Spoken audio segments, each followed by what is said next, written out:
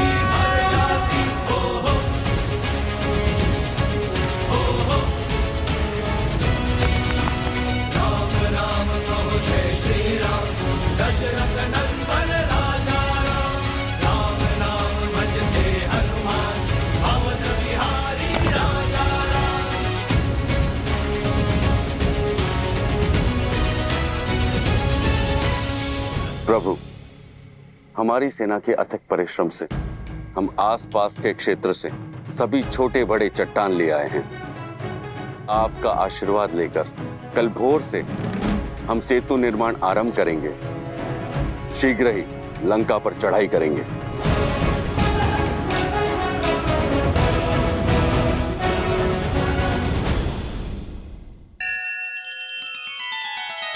श्री रामचंद्र कृपालु भजु मन हरण भव भय दारुणम। नव कंज लोचन कंज मुख कर कंज पद कंजारुणम।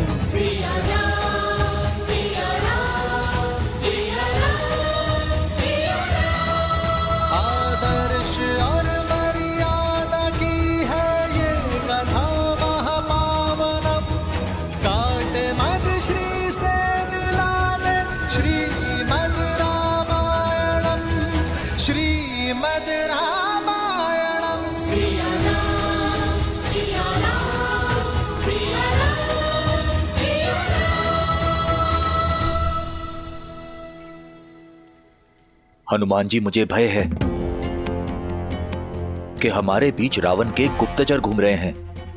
क्यों विभीषण जी? यहाँ तो सभी वानर हैं। हनुमान जी,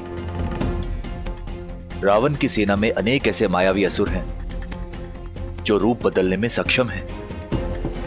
और आज ही मैंने 2 तोतों को देखा है। आप तो स्वयं अष्ट सिद्धि प्राप्त हैं, कोई भी आकार ले सकते हैं। मेरी शंका का निवारण कीजिए।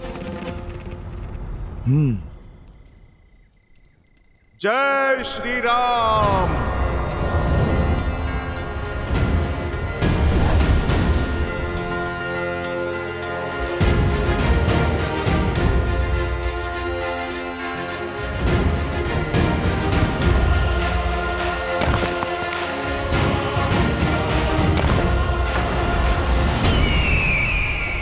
ये तो साधारण सा पक्षी लगता है, पर जिन तोतों पर संदेह है महाराज विभीषण को, वो तोते कहां पर होंगे?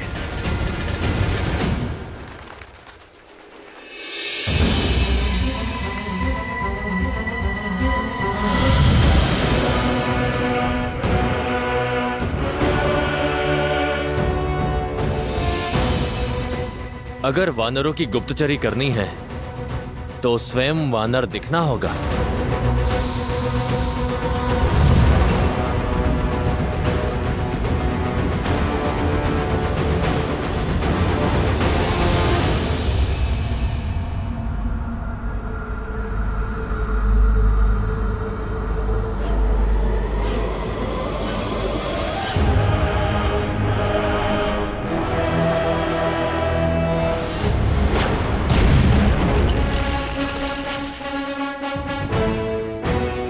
इसका बल तो असाधारण है। मुझे औरों के बल का भी परीक्षण करना होगा। लंकेश इन सूचनाओं से बहुत प्रसन्न होंगे।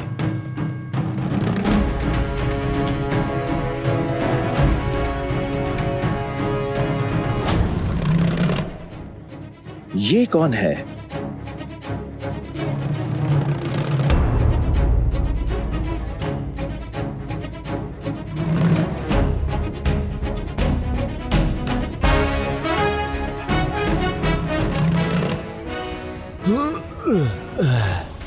इतनी भारी गदा से जो युद्ध करता होगा वो स्वयं कितना भारी होगा।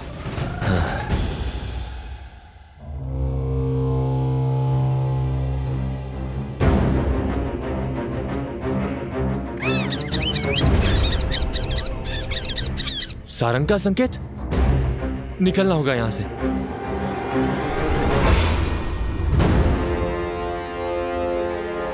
कौन हो तुम? आपकी सेना का वानर हूं महाराज। वानर तो नहीं हो, इतना तो मैं जानता हूं। अपने वास्तविक स्वरूप में आओ, वरना इसी स्वरूप में परलोक पहुंचा दूंगा।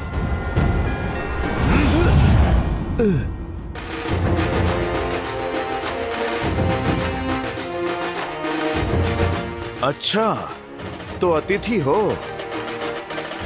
आओ, स्वागत करते हैं तुम्हारा।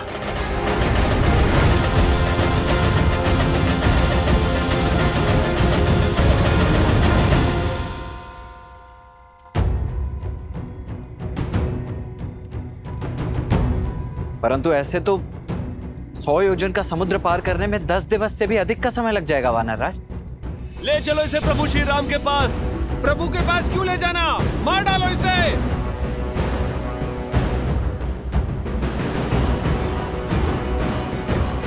क्या बात है हनुमान? प्रभु, ये राक्षस गुप्तचर हमारे शिविर में सेंध कर रहा था।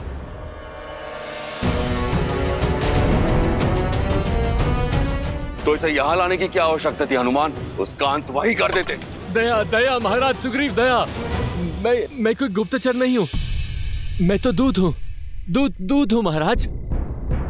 महाराज रावण का संदेश लाया हूं आपके लिए।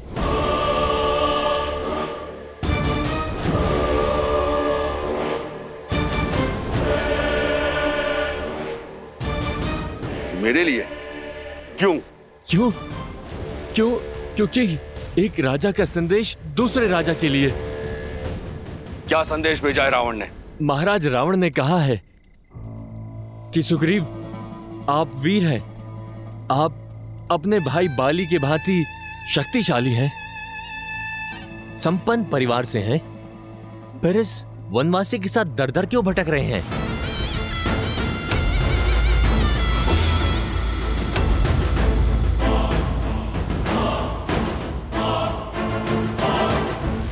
एक वानर राज को यूं वनों में घूमना शोभा नहीं देता। जाइए, अपने राज्य को लौट जाइए, वहां के वैभव का आनंद उठाइए। लंकेश ने कहा है कि मित्रता अपनी बराबरी के लोगों के साथ होनी चाहिए। आप एक राजा हैं और लंका के राजा की मित्रता को स्वीकारिए और इस वनवासी का साथ छोड़ दीजिए। लंकेश का वचन है कि आपकी और आपकी प्रजा की सुरक्षा वो स्वयं करेंगे।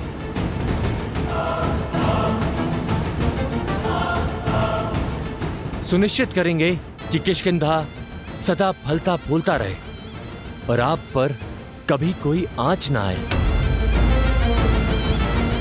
आपका तेज कभी कम ना हो।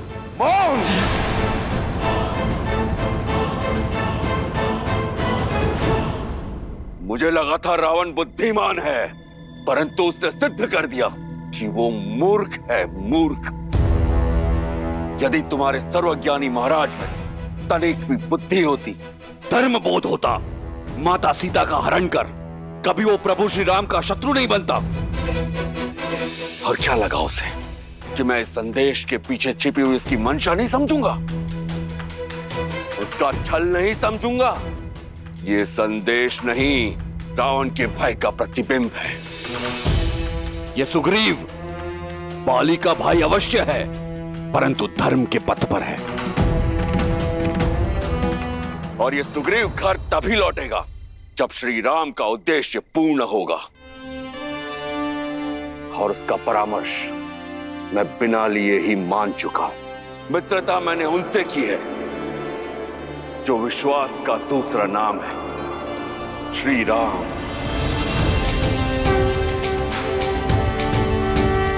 श्री राम को छोड़ विश्वासघाती रावण से कभी हाथ नहीं मिलाएगा ये सुग्रीव। आपके चरणों में ही इसे दंड मिलना चाहिए प्रभु। हाँ, गुप्तचर है ये, मार दो इसे। हाँ, इसका वध कर दो। मार दो इसे, मार दो, मारो इसे, मारो इसे।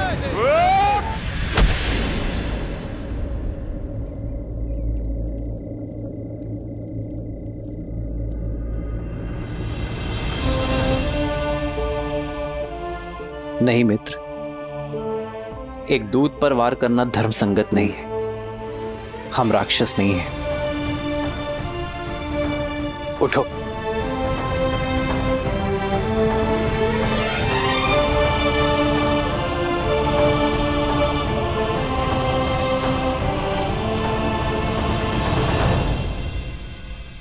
प्रभु, मैं अपने भाई रावण और उसके छल को भली भांति जानता हूं।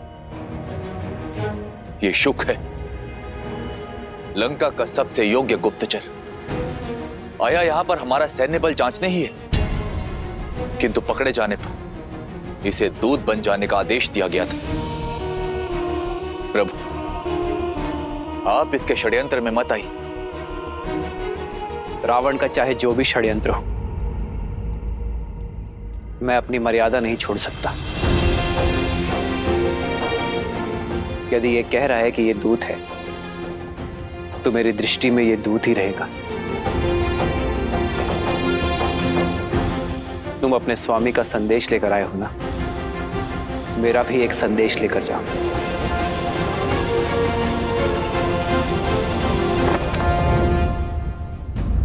माता, आपने मुझे स्मरण किया। मैं तुम्हारी ही प्रतीक्षा कर रही थी पुत्र। मैंने जो सुना, क्या वो सत्य है? राम की सेना का भेद लेने वाला गुप्तचर शुक पकड़ा गया। अब ये मत कहिएगा कि एक गुप्तचर के लिए आप चिंतित हैं। नहीं मेघनाथ, मेरी चिंता का कारण कुछ और ही है। आशा करती हूँ कि वो सत्य ना हो।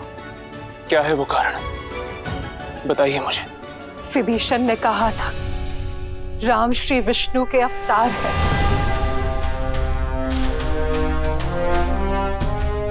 माता, उन्होंने तो यह भी कहा था कि नारायण उनकी रक्षा करेंगे। सत्य तो यह है कि चाचा श्री दुर्बल है, और दुर्बल व्यक्ति केवल कल्पनाएं किया करते हैं। और उस व्यक्ति पर क्या विश्वास करना जो स्वयं एक विश्वासघाती हो। उन्होंने ये केवल लंका के सैनिकों का मनोबल गिराने के लिए कहा है। आशा है ऐसा ही हो मेघनाथ, किंतु कहीं विभीषण के कहे हुए कथन में अधिक भी सत्य हुआ तो? यदि राम श्री विष्णु के अवतार हुए तो क्या हम साक्षात नारायण से जीत पाएंगे पुत्र? क्या ये हमारा कुल जीवित बच पाएगा? माता, अब आइए।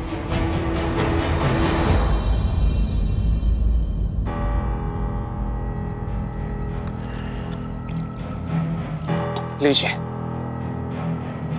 तनिक जल ग्रहण कर लीजिए।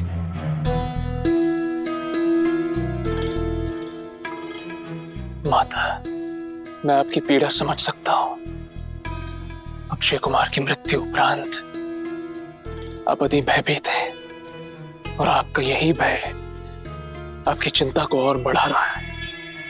किंतु आप ये मत भूलिए कि अभी आपका ये मेघनाथ जीवित है। मैं हमारे राक्षस कुल को कभी कोई हानि नहीं होने दूंगा। आप निश्चिंत रहिए। क्षमा राजकुमार, महाराज ने आपको स्मरण किया है।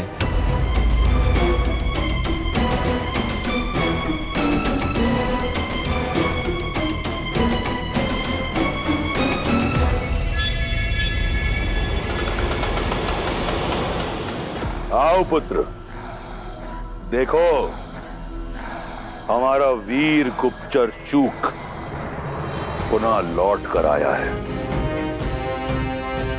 राम के बल के बारे में अकेले सुनने में मुझे भय लग रहा है। आओ साथ मिलकर सुनते हैं क्या हुआ इसके साथ वानरों के शिविर में।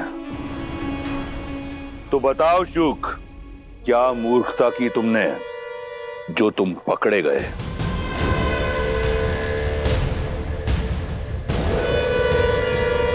उत्तर दो।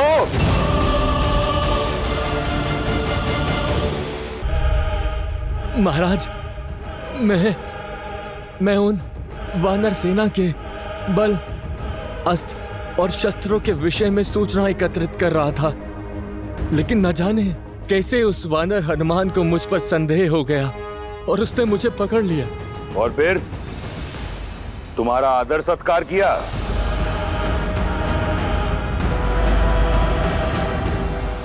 बोलो। फिर वो मुझे घसीटते हुए सुग्रीव के पास ले गए महाराज। वहां पर विभीषण भी उपस्थित थे। आपके कहे अनुसार मैंने कहा मैं आपका दूत हूं और मैंने आपका समाचार सुग्रीव को दे दिया, परंतु उन्होंने आपका प्रस्ताव ठुकरा दिया। वो मुझे मारना चाहते थे महाराज। वहां पर उपस्थित हर प्राणी मेरे प्राण का शत्रु था, किंतु तुम तो जीवित लौट आए। खरोच तक नहीं लगी तुम्हें। मैं जानने को आतुर हूं कि ऐसा कैसे हुआ। वो जिसकी कभी कल्पना भी ना की थी, वो जो लंका में कभी संभव ना होता, मेरे प्राण छोड़ दिए, मुझे अभय दान दिया श्री राम ने।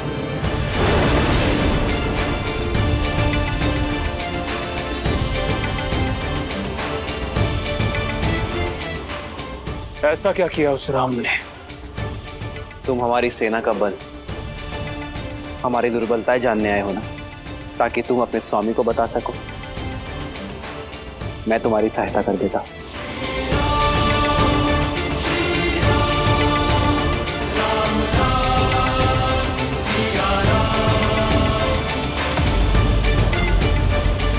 तत्पश्चात वो मुझे शिविर के बीचों बीच ले गए महाराज। देखो, वहां उत्तर में हमारा शस्त्रगार है। यहां वानरों ने कुछ गदाएं और कुछ चट्टानें सहेजी हैं। लंका की भांति मायावी शस्त्रों से सज नहीं है हमारी सेना। और वहां पूर्व में ये छोटा सा ढेर है, वही हमारा भंडार गृह है। लंका की भांति वर्षों तक युद्ध करने जितना पर्याप्त अन्न जल नहीं है हमारे पास।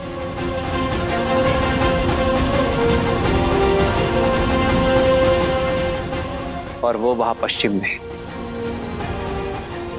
शिविर है, जो केवल कहने के लिए शिविर है, ना वर्षा से बचाव और ना ही लंका की भांति बड़ी बड़ी भिट्टियां, और संख्या में भी हमारी वानर सेना कोटियों में कम है।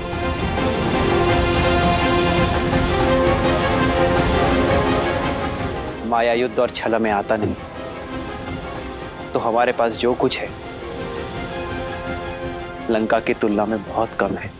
जब कुछ नहीं है लंका की तुलना में, तो किस आधार पर वो हमसे युद्ध करना चाहता है? क्या है जो लंका से अधिक है?